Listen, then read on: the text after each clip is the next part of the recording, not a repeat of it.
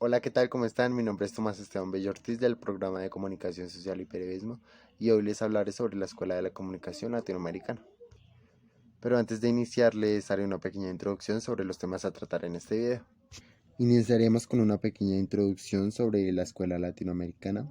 Luego hablaremos sobre el contexto político, económico y social en el que se desarrolla la Escuela Latinoamericana.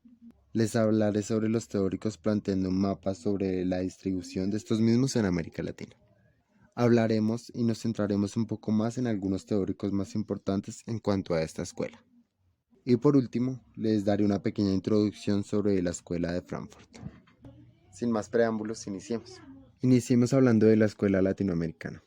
La investigación de la comunicación latinoamericana buscaba establecer una corriente teórica propia, la cual se distanció de la escuela norteamericana y estuvo fuertemente influida por los estudios culturales ingleses y por los estudios críticos de la escuela de Frankfurt. La corriente teórica latinoamericana fundó una visión propia sobre la comunicación, sobre todo en los conceptos de comunicación alternativa. La escuela latinoamericana fue conformada por escuelas de periodismo de Argentina y Brasil, el cual abarcaron campos como la lingüística y la sociología. En América Latina, el avance y aplicación de teorías de comunicación se iniciaron entre la década de los 60 y los 80, en medio de dos superioridades teóricas como la norteamericana, basada en su empirismo positivista muy marcado, y el paradigma de la teoría social latinoamericana. Mientras la escuela de latinoamericana se desarrollaba en el contexto político, inició la Guerra Fría, iniciaron los movimientos juveniles del 68, es la primera llegada a la Luna, inicia la Guerra de Vietnam y se da el asesinato de Kennedy. Nace la Escuela Crítica, se da la disolución de la Unión Soviética, llega el Mayo francés y la independencia de Argelia en el 68. Se da la caída del muro de Berlín y con ella su construcción. Continuando con el contexto económico, se da el escándalo de Watergate por Richard Nixon. Nace el crecimiento, estudio y bienestar, y con ella se da la creación del Internet. Y por último, en el contexto social, nace el rock and roll, la creación de la CIESPAL, es decir, Centro Internacional de Estudios Superiores de Comunicación para América Latina.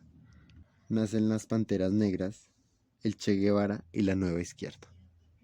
Algunos teóricos de la escuela latinoamericana fueron Antonio Pasquali, ubicado en Venezuela, Paul Fierre, ubicado en Brasil, Luis Beltrán, ubicado en Brasil, Luis Martino, ubicado en Brasil, Fernando Reyes Mata, ubicado en Chile, Diego Portales, ubicado en Chile, Daniel Prieto, ubicado en Argentina, Francisco Gil, ubicado en Colombia, Amaro La Rosa, ubicado en Perú, Francisco Rudiger, ubicado en Brasil, Juan Díaz Gordenave, ubicado en Paraguay, Héctor Zamuder, ubicado en Argentina, Severo Iglesias, ubicado en México, Felipe López, ubicado en México, Rosa María Alfaro, ubicada en Perú, Daniel Hernández, ubicado en Venezuela, Armando Matelar, ubicado en Bélgica, José Márquez de Melo, ubicado en Brasil, Raúl Fuentes Navarro, ubicado en México, Rosana Reguillo,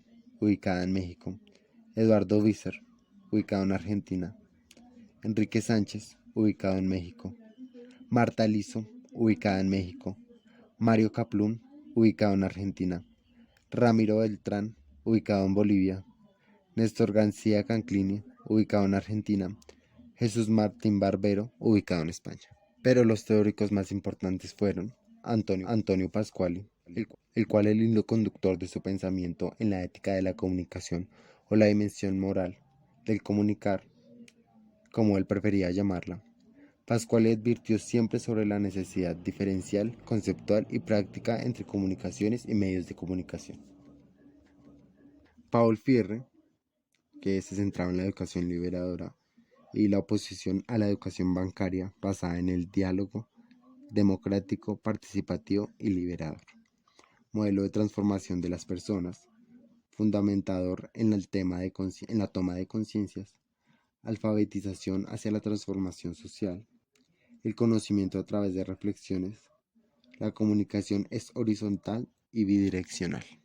Fernando Reyes Mata que se enfocaba en redes, computadores, noticia y el periodismo teleinformático en pantalla. Juan Díaz se centró como especialista en comunicación agrícola. Armando Matelar partió la necesidad indispensable de comprender los procesos de la comunicación desde fuera de la comunicación misma, para examinarla a partir del complejo de relaciones políticas, económicas, sociales, culturales y humanas donde cobra vida y actúa y se define. José Márquez de Melo, que en sus aportaciones menciona que las mujeres y los políticos juegan un papel muy importante al momento de la aceptación ciudadana hacia los medios de comunicación y los temas que estos mismos tratan. Mario Kaplun, sus teorías se orientan hacia la educomunicación, menciona que el diálogo es la verdadera comunicación y dice que los medios de comunicación tienen que ser llamados medios de información. Ramiro Beltrán menciona sus teorías que el acceso al diálogo y la participación son los componentes claves del proceso sistemático de comunicación horizontal. Néstor García Canclini, entre sus principales aportes están diversas teorías referentes a los temas de consumismo, globalización e interculturalidad en Latinoamérica, y su teoría de la cultura contemporánea acuñó el término de hibridación. Y por último tenemos a Jesús Martín Barbero, que habla sobre la función alineante de los medios locales y participativos en la función de las telenovelas en Latinoamérica. Ahora hablaremos de la Escuela de Frankfurt. Esta escuela filosófica y de origen alemán es la principal impulsadora de la teoría crítica, en la que respecta a los medios de comunicación centró su atención en los procesos de alienación cultural. Sus integrantes defendían la idea de que la cultura popular o cultura pop era creada artificialmente por miembros de la élite, que colaboraban el entorno mediático para mantenerse en el poder, por lo que fue diseñada para mantenerse a las masas ignorantes. Los principales integrantes de esta escuela están divididos en dos generaciones. La primera está Max Hürkenberg, quien fue un filósofo y sociólogo alemán. Su trabajo estuvo vinculado al estudio de la razón instrumental, la cultura de masas y la sociedad del consumo. Theodor Adorno.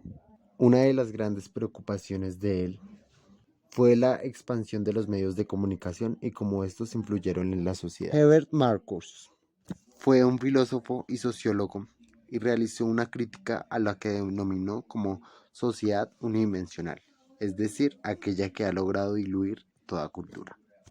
Erich Fromm fue un psicólogo y filósofo alemán. Se centró en el estudio crítico de las sociedades occidentales y la condición del individuo en las mismas. Ya en la segunda generación tendremos a Jürgen Habermas, que fue un filósofo alemán quien colaboró en el Instituto de Investigación Social y fue ayudante de Adorno. Muchas gracias.